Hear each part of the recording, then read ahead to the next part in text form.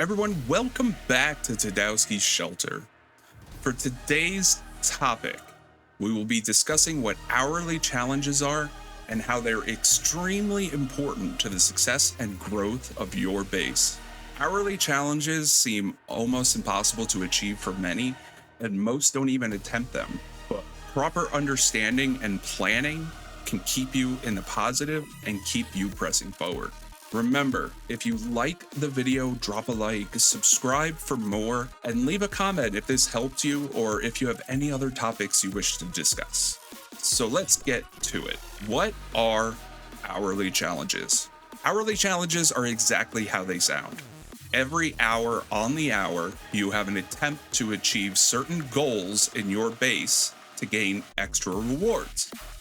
At first, this may not sound like much, and it may not look like a lot of rewards, but I assure you, if you utilize hourly challenges, you can really rake in the resources you need to get to where you want to be.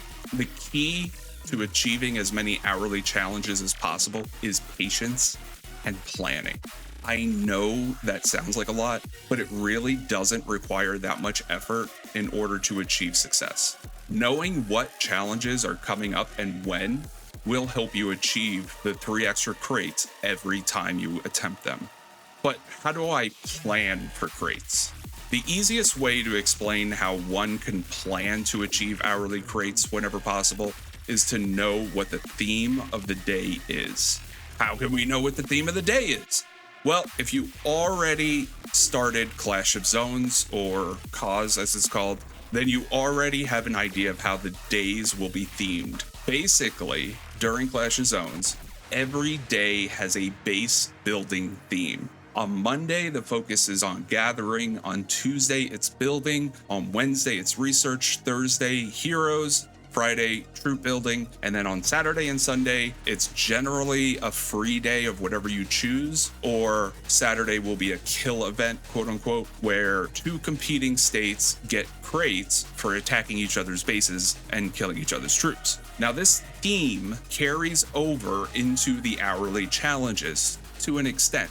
Now, hourly challenges will rotate goals. 1 hour may be building upgrades, another one may be geared towards speed ups, while another may be dependent on what level troops you can train. But how can we plan ahead for this? Overall, every day will have a rotating hourly schedule for the basic building and tech upgrades. There will be some variance between the hours, and there will be some special ones, like any speed ups or only speed ups, but overall, the majority will base the hour on one of those 2 main aspects, being building or research. The day's theme will increase how much one aspect will show up, whether it's building or research, but overall, the majority will base the hour on one of those 2 main aspects, building or research.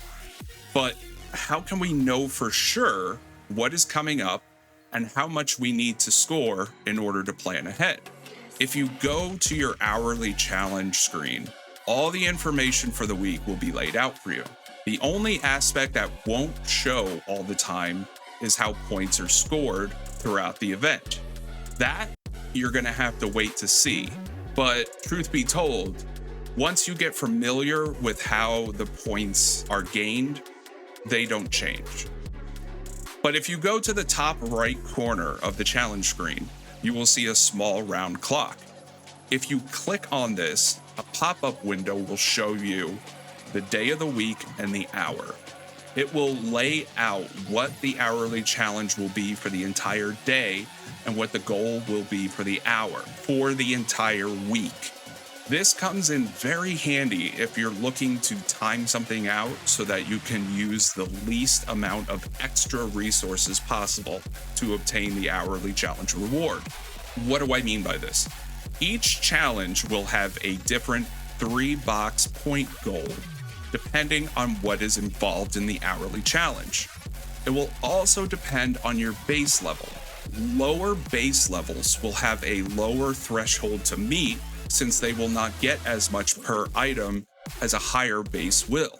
But the overall planning and tactics for obtaining the rewards do not change. So let's take a second to talk about what the rewards are for each hour so that we can get a better picture of what we can spend in order to gain the right rewards. First, there are some really big rewards that can be obtained through hourly challenges. Besides basic resources, the main rewards people will look for are diamonds, hero tokens, speed ups, and hero experience.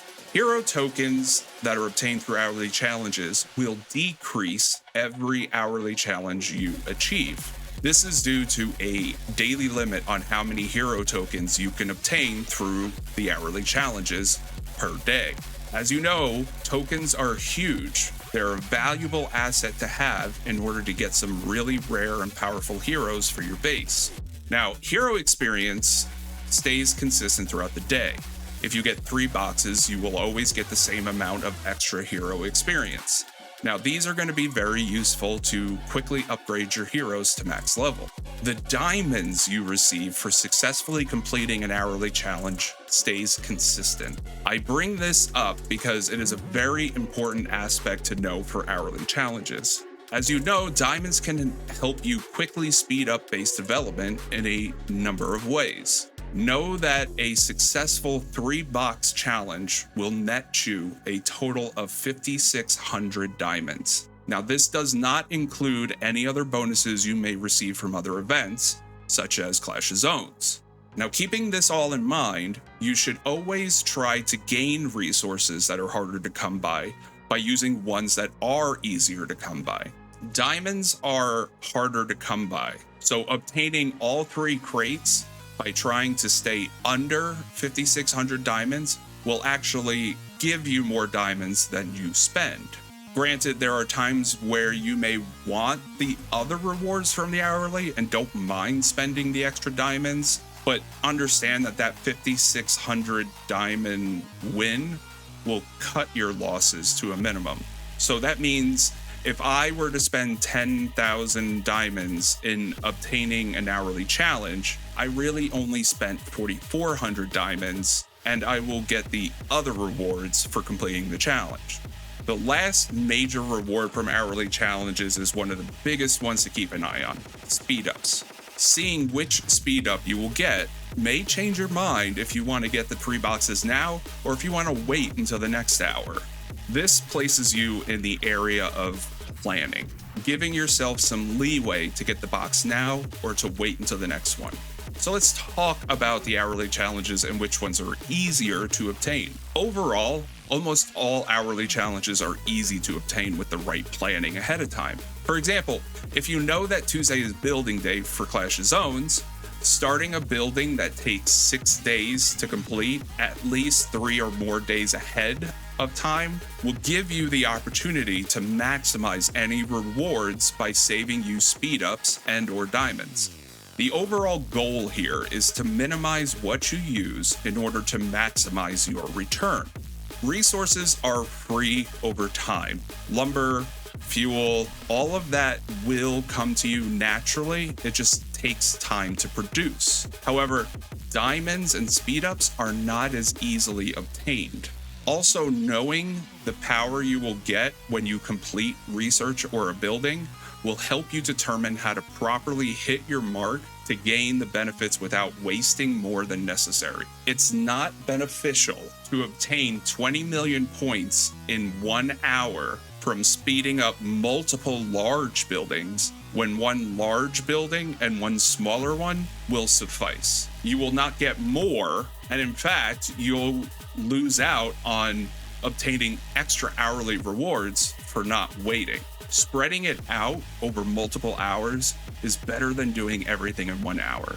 The rewards for ranking higher in 1 hour are not as beneficial as achieving the 3 crates alone. So do not do everything in 1 hour. Also, realize Clash of Zones runs all day. You do not need to get all of your crates within 1 hour. You may save on bonus tickets, however, you're gonna lose out on extra rewards for not spreading it out.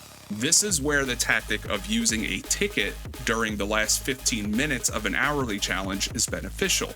You can obtain 2 hourly challenges, and multiple cause boxes for the price of 1 ticket rather than using 1 ticket every hour.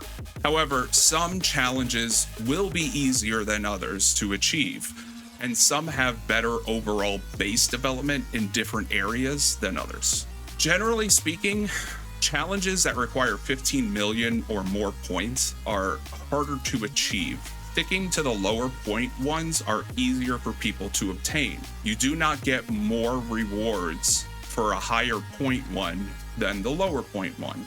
However, the higher point ones generally relate to the power of a specific area and the speed ups of the same area. For example, you'll get points based on the power for completing a building as well as using building speed ups. These can be beneficial if you plan to speed up something that still has 5 or more days to complete, or if you need to hurry and rush build something specific. These challenges are not frequent, but they do happen, and according to Murphy's Law, it will always be when you log in and hope to get a challenge done. Overall, most challenges are pretty straightforward, and maximizing the mixed ones that include both research and building, for example, will be the most beneficial and cheapest way to go. I would recommend that once you have a parts factory, the any speed up challenges are used to focus strictly on speeding up materials for parts. This will help you get your parts faster to increase your APC strength and will get you some resources on top of it. These will be costly in terms of either diamonds or speed ups, but you can try to offset this cost by using your alliance points to get speed ups for free. Keeping all this information in mind, there are going to be 2 days that the hourly challenges will alter from what you'll normally see. Mondays will show a slight alter to the hourly challenge. This is going to be your gathering day.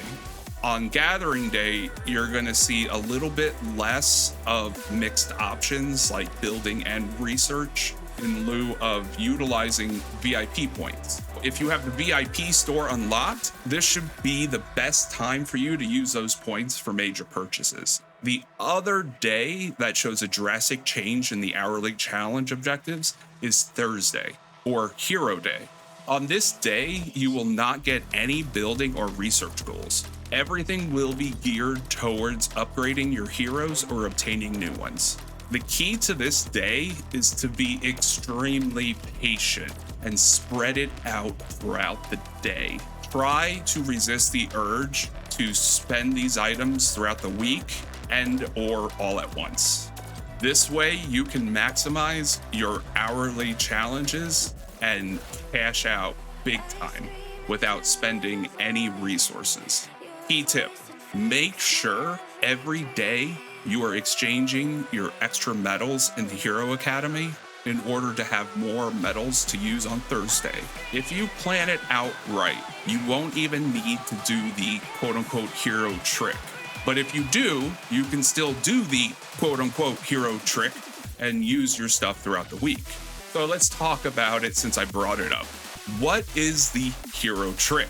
It's not so much a trick as much as it is constantly recycling medals and experience at a minor loss. Basically, you're going to take a common or rare hero, level it up so that you can unlock all their skills, max out all said skills, and then at the end, you're going to split them. You're going to keep rinse and repeating this every hour. That allows you to use medals or experience points. I don't really like this method too much, since every time you split a hero, you're gonna take a loss. The experience in cash I'm not too worried about, but the loss of medals can really hurt you when you can use those medals in other places.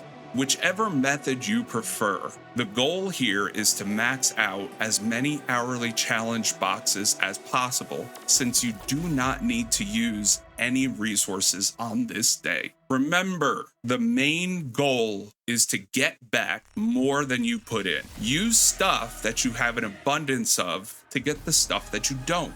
The main takeaway I hope you get from this is that patience and planning are key. There is no rush to be the strongest because someone will always be stronger. There's no rush to keep up with everyone else if you plan ahead of time and have a goal set. If you do things right, you will quickly climb up the power charts and become one of the strongest players in your state without anyone even noticing. Remember, drop a like, subscribe, comment for more content like this. I hope this was helpful to you in some way. If you have questions or want to add your own tip, feel free to throw it in the comments below as well. I am not an all-knowing guru, but I do know how to help people in some fashion. We are always learning, and I'm always interested in learning tips or information. So if you got some, share some. The goal here is to help each other out. Until next time, look out for each other and be safe out there.